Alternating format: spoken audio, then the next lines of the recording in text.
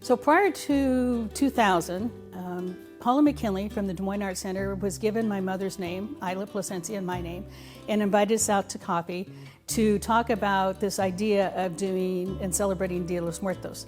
This was something new to us because, of course, it's been lost among us. And so we were listening to the idea of what it was about, and we said, sure, let's give it a try. And we came up with a criteria of how to select the people that were going to be honored, because we thought we got 1 year, one shot, let's make the best of it. Like that first year, the ofrenda was up only for the weekend. And so if you didn't come in and see it that Saturday and Sunday, then when you came back next weekend, it was gone.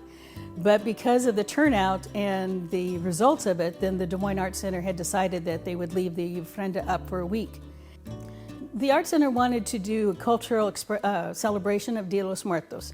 And what we wanted to do was make it community-based focused. And so in the criteria, we looked at members of we looked at the Latino community, Latino people who were born or raised here in the Des Moines area, and the contributions that they had made to the Latino community that nobody knew about or didn't really, know about.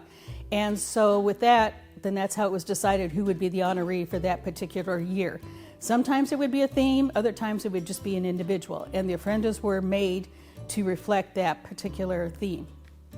My role was more to help support my mother, who was a historian, who knew all the stories and knew a lot of things about the people, the honorees, and then also to make sure that there were certain things from that person's life that was on the ofrenda, so that when you looked at it, you saw their life and you connected it to them. I would say my fondest memories are the ofrendas themselves, because it changes with the person that's being honored. And I have several, and some of them are, of course, the first one, which had Quetzalcoatl on the four corners, and it was the very first one. Another one is one we did for recognizing the first families that came to Des Moines, South Side and West Des Moines Valley Junction, where it looked like a graveyard, but every family was represented. Another one was a railroad that we did. We built an actual railroad replica of a car. And, of course, the veterans. And then the last one has been the ones we did recognizing those that were in sports. And that one is the one I myself designed and put together. But it was nice because we were telling stories people didn't know about.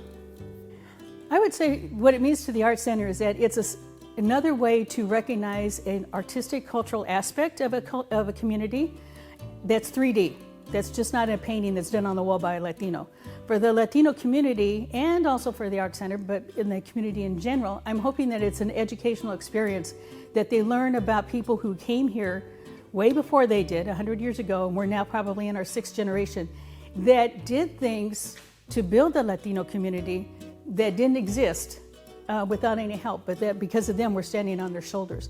And lastly, I would say that when I'm there, it depends on who I'm looking at. If I'm looking at members or people that know the honoree personally, just how much it means to them and how grateful they are that that person's been recognized.